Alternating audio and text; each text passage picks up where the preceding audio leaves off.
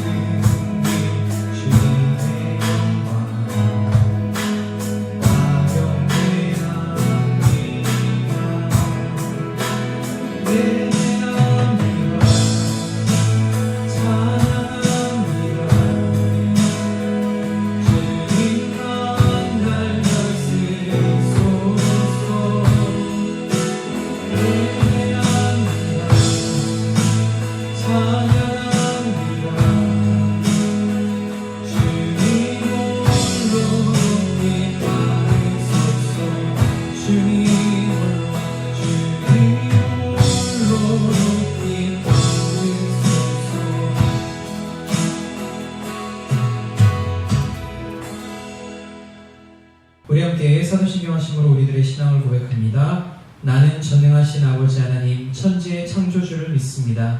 나는 그의 유일하신 아들 우리 주 예수 그리스도를 믿습니다. 그는 성령으로 잉태되어 동정녀 마리아에게서 나시고 본디오 빌라도에게 고난을 받아 십자가에 못 박혀 죽으시고 장사된 지 사흘 만에 죽은 자 가운데서 다시 살아나셨으며 하늘에 오르시어 전능하신 아버지 하나님 우편에 앉아 계시다가 거기로부터 살아있는 자와 죽은 자를 심판하러 오십니다. 나는 성령을 믿으며 거룩한 공교회와 성도의 교제와 죄를 용서받는 것과 몸의 부활과 영생을 믿습니다. 아멘. 할렐루야. 할렐루야. 이 시간 우리의 피난처 되시는 주 예수, 영원한 승리의 왕 되신 주님만 찬양하며 나아가기를 원합니다. 피난처 되시는 주 예수 함께 찬양합니다.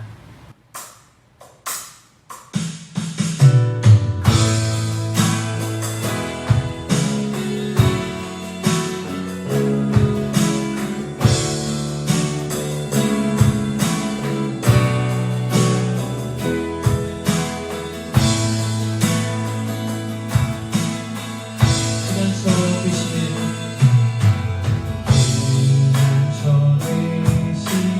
주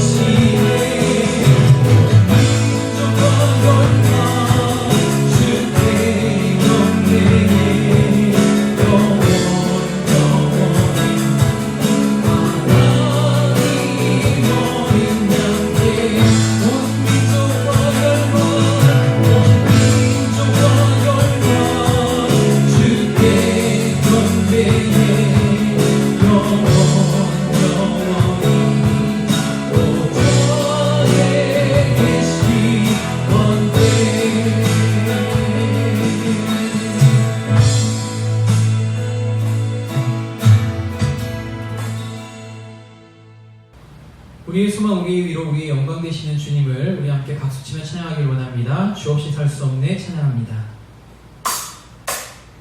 그 주의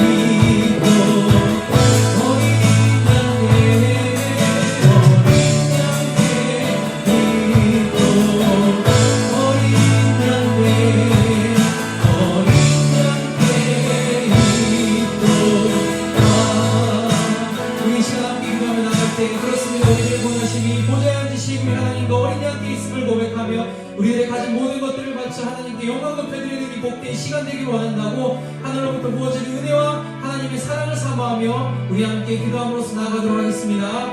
기도하도록 하겠습니다.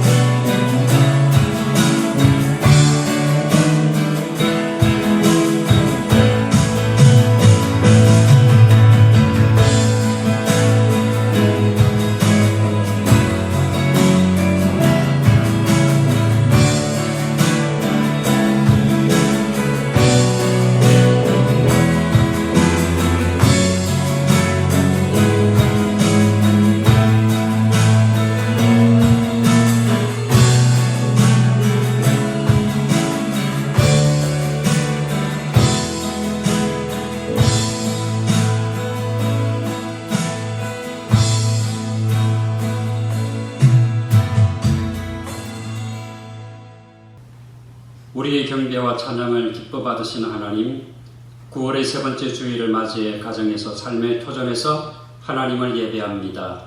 이 예배를 기뻐 받아 주옵소서. 신령과 진정으로 하나님께 나아가는 예배되게 하여 주옵소서. 번잡한 우리의 마음과 생각들이 주님을 향하여 정돈되게 하시고 집중되어지는 예배 되게 하여 주옵소서. 간절한 소원 또 마음의 기도 제목을 가지고 하나님 앞에 나아가오니 하나님 합력하여 선을 이루어준 하나님의 축복하심이 이 예배 위에 임하게 하여 주옵소서. 하나님의 이름이 영광되어지기를 원하오며 또 하나님의 이름이 높여지기를 원하오며 이 예배가 하나님께 연락되게 하여 주옵소서. 예수님의 이름으로 기도하옵나이다. 아멘. 여러분 한 주간도 잘 지내셨지요?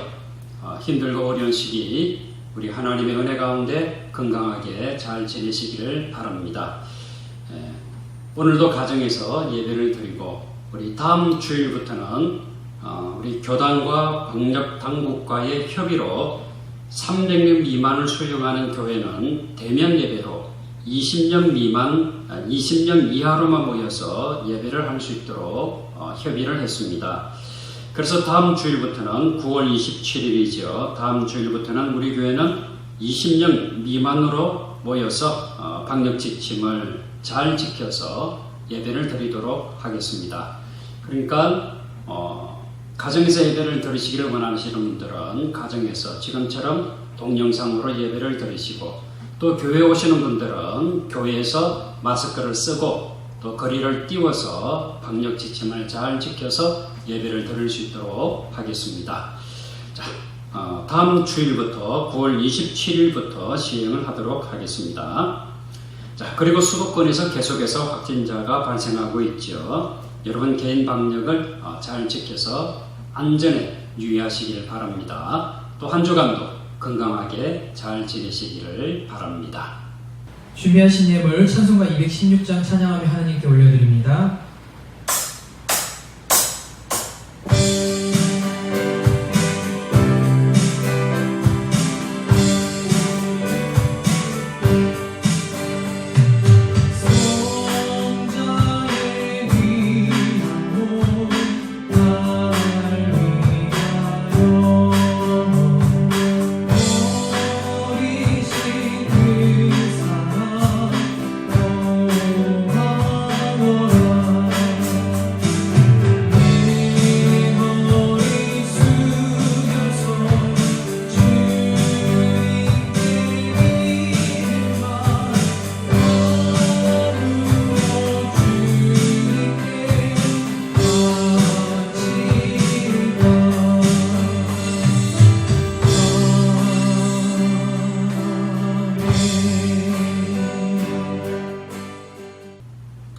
하나님 아버지 감사합니다. 오늘도 예배를 드리면서 귀한 예물을 준비하여 하나님 앞에 올려드립니다. 하나님 기뻐받아 주옵소서. 감사하는 심령 위에 더 큰 감사의 은혜 또 범사의 형통함이 임하게 하여 주옵소서. 11절을 드립니다. 사랑하는 성도들이 사업의 번영함이 또 직장의 형통함이 손으로 주관하는 모든 일들마다 아름다운 열매가 풍성케 하여 주옵소서. 약속의 땅에 헌금을 드립니다. 또 주일 헌금을 드립니다. 하나님 기뻐받아 주옵소서. 사랑하는 성도들이 기도 제목을 하나님께 올려드리오니 더 응답하여 주옵소서. 어린 심령들 위해 자녀들 위해 지혜와 건강과 또 하나님의 보호하심으로 함께하여 주옵소서. 율하신 부모님들에게도 건강으로 함께하시며 하나님의 은총 가운데 날마다 강건한 보호하심을 받을 수 있도록 축복해 주옵소서. 사랑하는 성도들이 살아가면서 물질 때문에 어려움 당하지 아니하도록 하나님 도우시는 물질의 축복하심도 더하여 주옵소서. 심령의 평강을 다하시기를 원합니다. 마음의 근심, 염려 떨쳐버리고 오직 주님을 향한 감사와 찬양과 기도를 통해 하늘 평강이 충만할 수 있도록 도와 주옵소서. 이 민족 위에도 하나님의 국률하심이 함께 하시기를 원합니다. 온 세계 열방 위도 평화로 함께 하시며 이 코로나 위기를 잘 극복할 수 있도록 축복해 주옵소서. 예수님의 이름으로 감사하며 기도하옵나이다. 아멘. 하나님의 말씀 봉독합니다. 마가복음 12장 13절에서 17절까지 말씀입니다. 신약성경 75페이지 마가복음 12장 13절부터 17절까지 봉독합니다. 그들이 예수의 말씀을 책 잡으려 하여 바리새인과 헤롯 땅 중에서 사람을 보내매 와서 이르되 선생님이여 우리가 아노니 당신은 참되시고 아무도 끓이는 일이 없으시니 이런 사람을 왜 물어보지 않고 오직 진료로서 하나님의 도를 가르치신 이니이다. 가이사에게 세금을 바치는 것이 옳으니까 옳지 아니하니까 우리가 바치리까 말리까 한데 예수께서 그 외식함을 아시고 이르시되 어찌하여 나를 시험하느냐 데나리온 하나를 가져다가 내게 보이라 하시니 가져왔거늘 예수께서 이르시되 이 형상과 이 글이 누구의 것이냐 이르되 가이사의 것이니이다. 이에 예수께서 이르시되 가이사의 것은 가이사에게 하나님의 것은 하나님께 바치라 하시니 그들이 예수께 대하여 매우 놀랍게 여기더라. 아멘. 오늘도 거룩하고 복된 주일 주님의 이름으로 가정에서 삶의 터전에서 예배를 드리고 있는 사랑하는 양전의 모든 가족들 위해 우리 주님의 은혜와 평강이 함께하기를 축원합니다. 1993년에 작곡하신 정상병 시인이 있습니다. 귀천이라는 시가 그의 대표작이지요. 그래서 강화도 강평한 바닷가에 청상병 귀천공원이 만들어져 있습니다. 그의 시 가운데 바람에도 길이 있다 라고 하는 시가 있습니다. 이 시에서 그는 모든 이들에게는 가야 할 길이 있다고 말합니다. 한번 소개를 하겠습니다. 자, 강하게 때론 약하게 함부로 부는 바람인 줄 알아도 아니다. 그런 것이 아니다. 보이지 않는 길을 바람은 용케 찾아간다. 바람길은 사통팔달이다. 나는 비로소 나의 길을 가는데 바람은 바람길을 간다. 길은 언제나 어디에나 있다. 여러분, 길은 언제나 어디에나 있지 않습니까? 어디에나 있다는 것은 갈 수 있는 길이 여기저기 있어서 가야 할 길을 내가 선택해야 한다는 것입니다. 어디로 갈 것인가 선택을 해야 합니다. 바람은 바람의 길을 선택합니다. 바람은 바람 길을 간다는 것이지요. 그러면 나는 어디로 가야 할 것인가? 내가 가야 할 길은 어떤 길인가 하는 것입니다. 여러분은 여러분의 길을 지금 가고 있습니까? 그리스도인은 그리스도인의 길을 가야 합니다. 그러면 그리스도인은 어떤 길을 가야 합니까? 좁은 길입니다. 십자가의 길입니다. 예수님께서 말씀하셨습니다. 마태복음 7장 13절과 17절을 보게 되면 좁은 문으로 들어가라. 멸망으로 인도하는 문은 크고 그 길이 넓고 그리로 들어가는 자가 많고 생명으로 인도하는 문은 그 길이 좁고 협착하여 찾는 이가 적음이라. 우리 그리스도인은 예수님께서 말씀하신 좁은 문으로 들어가야 합니다. 비록 이 문으로 들어가면 그 길이 비좁아서 찾는 자가 적지만 생명으로 인도하는 문이기 때문입니다. 멸망으로 인도하는 문은 크고 그 길이 넓어서 그리로 들어가는 사람이 많습니다. 인간적인 눈으로 보면 누구나 이 문으로 들어가고 싶습니다. 그래서 사람들이 많습니다. 그러나 생명으로 인도하는 문은 좁지요. 길이 비좁습니다. 그래서 찾는 자가 적습니다. 문이 두 개라고 하는 것은 우리에게 선택의 기회가 있다는 것입니다. 예수님은 우리의 올바른 선택을 위해서 명령하십니다. 들어가라. 어디로? 좁은 문으로입니다. 왜?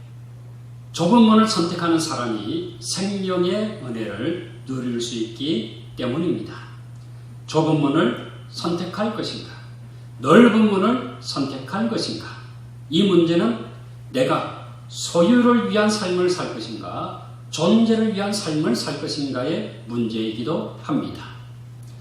심리학자 엘리 프롬의 표현을 빌리면 소유와 존재의 삶입니다. 소유의 삶은 상대적인 것이죠. 부자는 부자대로 더 많이 소유하기를 원합니다. 소유에는 만족이 없습니다. 그래서 사도 바울은 디모데전서 6장 7절과 8절에서 하나님의 말씀으로 우리에게 전합니다. 우리가 세상에 아무것도 가지고 온 것이 없으며 또한 아무것도 가지고 가지 못하리니 우리가 먹을 것과 입을 것이 있은즉 족한 줄로 알 것이니라. 돈, 병에, 권력이 그렇습니다. 있는 것에 만족하며 감사하는 것입니다. 감사의 마음으로 나누는 것입니다. 있는 것에, 주신 것에 만족하지 못하고 욕심을 내어 탐하는 사람이 되면 가야 할 길을 가지 못합니다.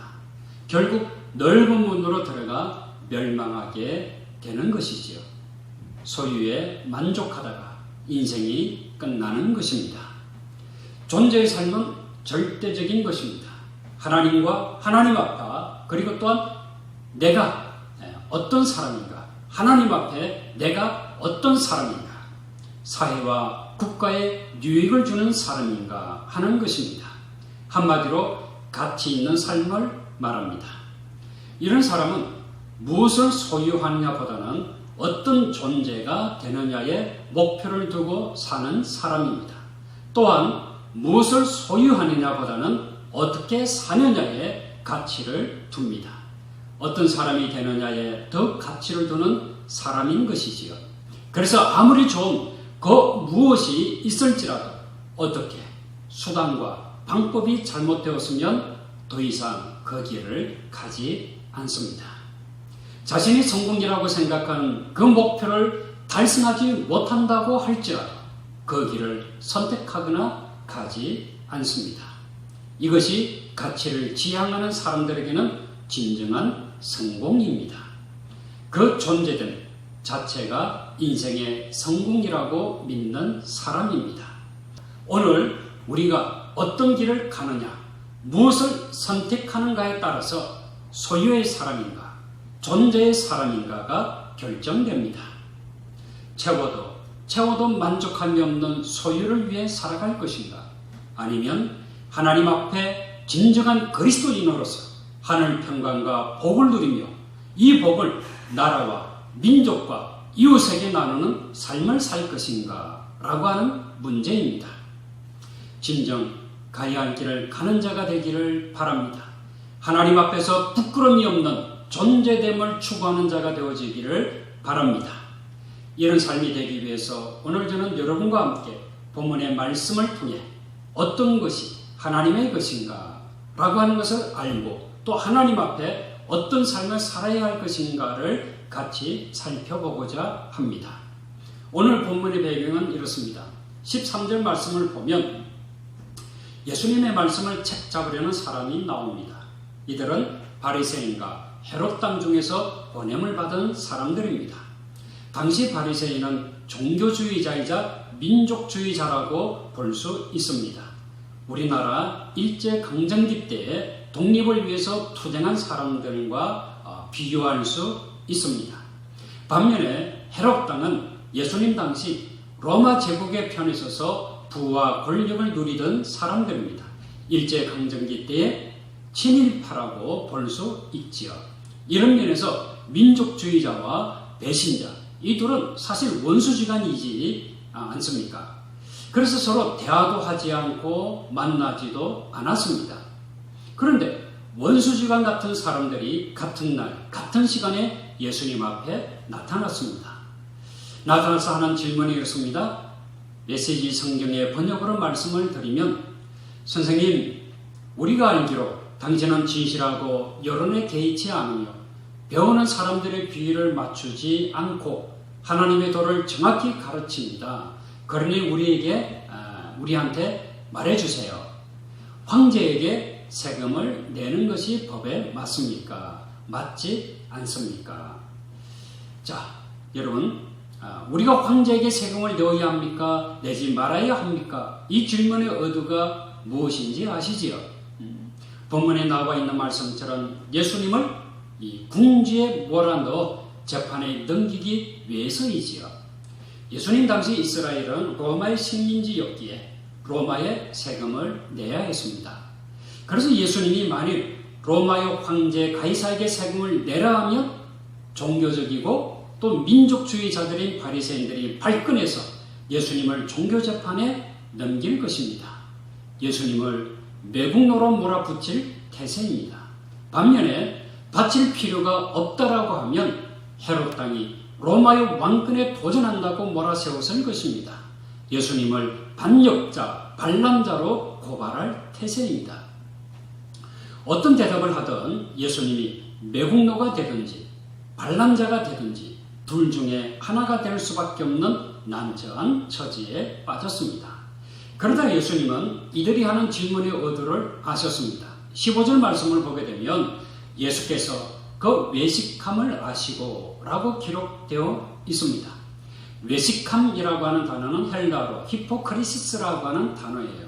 그 뜻은 조작된 모습으로 행함, 기만하다, 또 외식, 정죄라는 뜻을 가지고 있습니다. 질문 자체가 잘못된 의도를 가지고 사람을 기만하는 것이지요. 선한 의도가 아니라 악한 의도를 가지고 예수님을 찾아왔다고 하는 것입니다. 예수님은 이미 그 의도를 아셨습니다. 그래서 말씀하십니다. 왜 나를 속이려고 드느냐? 동전을 가져다가 내게 보여라. 그러자 동전을 건넸습니다. 예수님 말씀하시죠. 여기 새겨진 얼굴이 누구 얼굴이냐? 그리고 이 위에 있는 것이 누구의 이름이냐? 그들이 말합니다. 황제입니다. 그래서 예수님께서 말씀하십니다. 황제의 것은 황제에게 주고 하나님의 것은 하나님께 드려라. 결국 그들이 말문이 막혀 입이 또 벌어지게 되어졌지요. 오늘 결론의 말씀이기도 합니다. 우리 다 같이 마가복음 12장 17절 말씀을 보겠습니다. 이에 예수께서 이르시되 가이사의 것은 가이사의, 하나님의 것은 하나님께 바치라 하시니 그들이 예수께 대하여 매우 놀랍게 여기더라. 가이사가 가이사이냐 하나님이냐, 이 문제는 예수님 당시에나 지금이나 우리에게 당면한 문제이기도 합니다. 우리도 살아가면서 가이사의 것과 하나님의 것을 어떻게 구분하며 살아야 하나 고민하지 않습니까? 사실 어떻게 보면 예수님 당시에는 이 문제가 돈의 문제라면 더 쉬웠을 것입니다. 그 당시에는 가이사의 것이란 로마의 권력 아래 있었기 때문에 로마의 동전으로 세금을 내면 됩니다. 하나님의 것은 종교적인 신앙이기 때문에 이스라엘 동전으로 헌금을 하면 되는 거지요.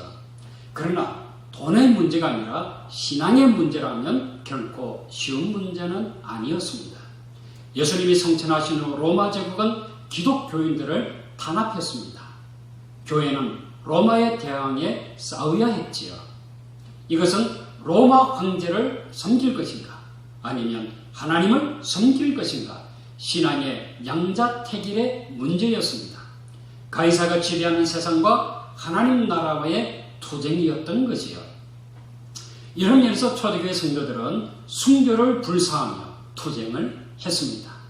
이때는 어느 하나를 선택해야만 했던 시기였습니다. 가이사냐 하나님이냐.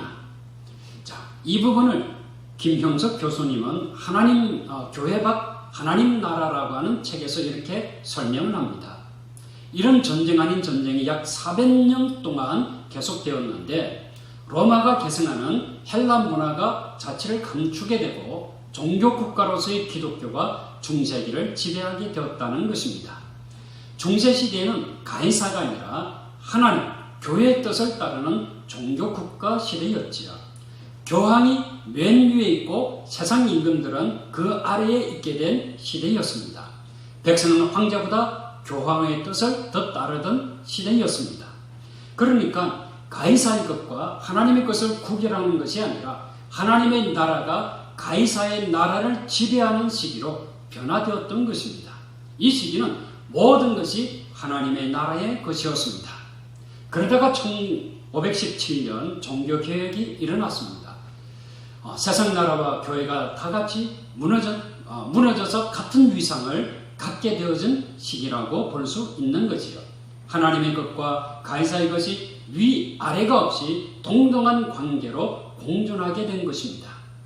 다시 말해서 캐톨릭과 개신교가 합쳐진 기독교와 제3사회, 제3사회가 함께 살게 된 것이지요. 이제는 교회가 아닌 기독교 사회도 생기고 또 교회를 반대하거나 교회가 아닌 사회도 생겨서 다 함께 살게 되었다고 하는 것입니다. 이번이 중요합니다. 자, 집중해서 들어보시기 바랍니다. 우리 안에는 가이사의 것과 하나님의 것이 공존합니다. 내 마음속에도 교회 안에도 가이사의 것이 있습니다. 다만 우리는 가이사의 것이 아니라 하나님의 것을 선택하기 위해 노력할 따름입니다. 자, 우리는 가이사의 것은 가이사리에, 하나님의 것은 하나님께 바치라 하신 예수님의 말씀을 바른 선택을 하라는 가르침으로 이해하면 됩니다. 그 선택의 기준은 바로 누가 더 예수님의 말씀과 뜻을 가까이 하며 사느냐, 누가 세상을 이끌어 갈 만한 교훈을 가지느냐라고 하는 문제입니다. 라고 김혜석 교수님은 강조하고 있습니다. 여러분 이해가 되십니까? 이분은 이 말씀을 신학적으로 풀이한 것이 아닙니다. 자신의 인생 철학과 신앙의 삶으로 해석하는 것입니다. 그런데도 예수님의 의도를 가장 쉽게 우리에게 전달하고 있습니다. 결국 우리 그리스도인들도 세상 속에서 살아야 합니다. 세상의 것을 가지고 삶을 유지하고 있지 않습니까? 세상을 떠난 사람은 이미 죽은 사람입니다. 세상 속에 살지만 세상의 것을 가지고 주님의 말씀을 따라 사느냐, 이것이 문제입니다. 매 순간마다 소유의 삶이 아니라 존재의 삶을 위해서 선택하는 것입니다. 이것이 하나님께 우리 자신을 바치는 삶입니다. 하나님의 자녀된 삶, 또 하나님의 자녀된 하나님 앞에서 이 하나님의 자녀된 존재를 지향하는 삶이라고 보는 것이요. 이런 삶을 보여주기 위해서 김혜석 교수님이 이 책에서 두 분을 예로 들었습니다. 먼저 한 분은 20년 전에 김혜수 교수님이 평창동으로 이사 가려고 부동산에 간 적이 있었다고 합니다. 근데 부동산 아저씨가 싸게 넣은 집이 있긴 한데 그 집을 사려면 변호사나 돼야 세입자를 감당할 수 있다고 말하는 것입니다. 무슨 말인가 했더니 그 집에 세대로 사는 사람이 주인을 하도 못 살리고로서 주인이 빨리 팔아달라면서 싸게 내어놓았다라고 하는 거예요. 그런데 그 세입자가 알만한 교회의 장로라고 하더랍니다. 순간 너무 부끄러워서 민망했다고 하는 거지요. 그러면서 속마음을 이렇게 전합니다. 이런 교인을 보고 교회에 오고 싶은 사람이 아무도 없을 것 같아. 내 마음속에 있는 가이사의 것을 버리고 하나님의 것을 선택하며 살아야 되는데, 그러면 인생의 목적이 달라지고 성실함과 겸손함과 성김의 삶을 살게 될 것인데 라고 하는 마음을 가졌더랬습니다. 자, 또 한 분을 소개합니다. 김혜수 교수님이 보시기에 이 연세대학 교수 중에 과연 크리스천이구나 할 만한 사람이 적지만 세브란스 병원 의사 중에는 그럴 만한 사람이 많다고 합니다. 그분이 그렇게 보신 거죠. 그러면서 그 책에서 이런 이야기를 합니다. 본인이 아는 어느 의사는 병원에서 중책을 맡아달라고 요청해도 절대 맡지 않았다고 합니다. 그 이유는 주말마다 해왔던 의료봉사를 못하게 될까 봐서였습니다. 병원 행정일보다 의술로 봉사하는 것이 그에겐 더 중요했던 것이지요. 여러분, 사실 이런 분은 행정일을 맡아도 제가 생각하기에는 아주 훌륭하게 하시리라 봅니다. 문제는 본인의 선택이지요. 어떤 일을 하든 먼저 자신이 행복해야 합니다. 행복해야 어려움도 고난도 기쁨과 감사로 이길 수 있습니다. 그리고 하나님께도 영광이 되어야 합니다. 하나님께 영광이 된다는 것은 겸손과 섬김으로 하나님의 마음을 품고 그 사명을 감당하는 것입니다. 요즘 어디 가서 교회 다닌다고 말할 수 있습니까? 참 부끄러운 이야기지요. 여러분, 그 이유가 무엇입니까? 다 아시지요. 다는 아니지만 극히 일부이지만 일부 교회가 교리적인 하나님만 강조했지 사랑의 하나님을 보여주지 못했기 때문입니다. 나라와 민족과 이웃을 섬기는 교회로 다가가지 못했기 때문입니다. 여러분, 하나님께 영광을 돌리는 삶이 무엇입니까? 예수님을 따라서 사는 삶이 어떤 삶입니까?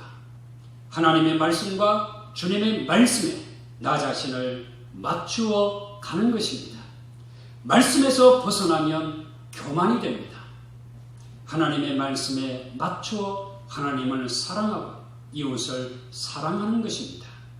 믿음, 소망, 사랑, 이 세 가지는 언제나 있어야 합니다. 그러나 믿음과 소망을 완성하는 것은 사랑입니다. 그 중에 제일은 사랑이라. 우리는 이 말씀을 언제나 기억해야 합니다. 삶에 적용하도록 노력해야 합니다. 사회학자요 신학자인 토니 캄폴로는 이런 말을 남겼습니다. 모든 인간은 죽을 때 자기가 못다 이룬 업적을 후회하면서 죽지 않는다. 바르게 살지 못한 것을 후회하면서 죽는다. 여러분 그렇지 않습니까? 자, 죽으면서 내가 돈을 더 많이 벌어야 하는데, 강남에 아파트를 사야 하는데, 자식들에게 더 많이 재산을 물려줘야 하는데 하면서 마지막을 맞이하는 사람은 없습니다. 모두가 죽음 앞에서는 더 사랑하지 못해서 안타까워할 것입니다. 아내를, 또 남편을, 또 자녀들을 사랑하지 못해서 후회합니다. 주님을 더 사랑하지 못해서 안타까워할 것입니다. 그렇습니다.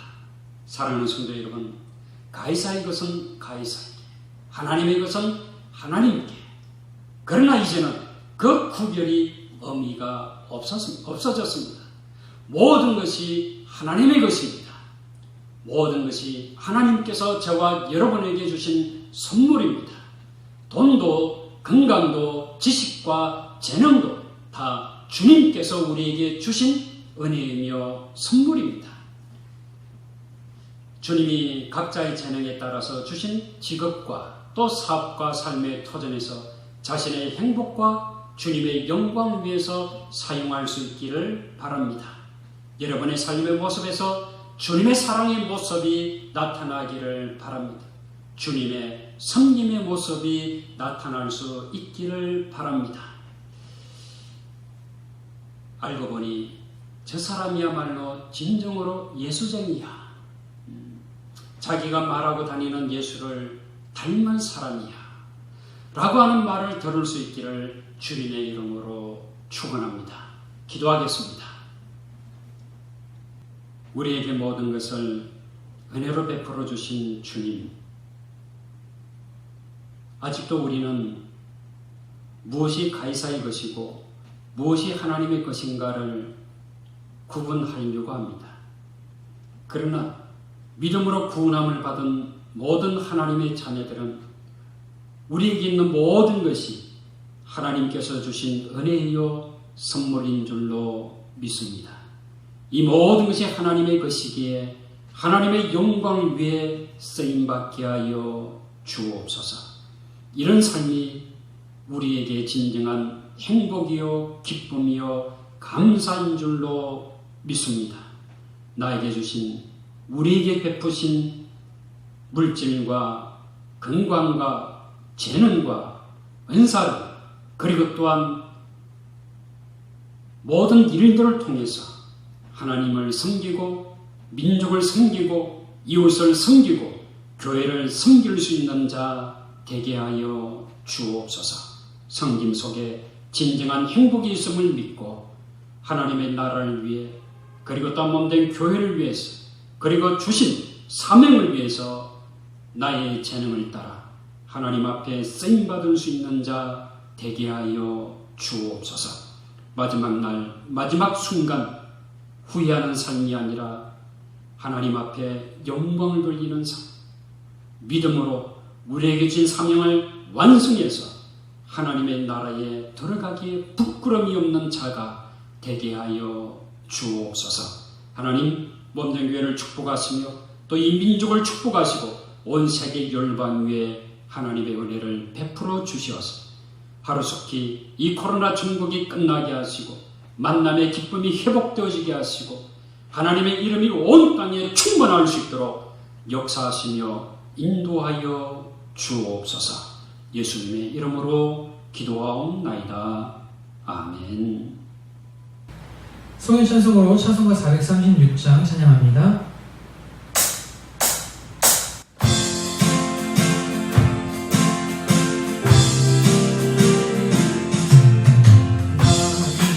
이제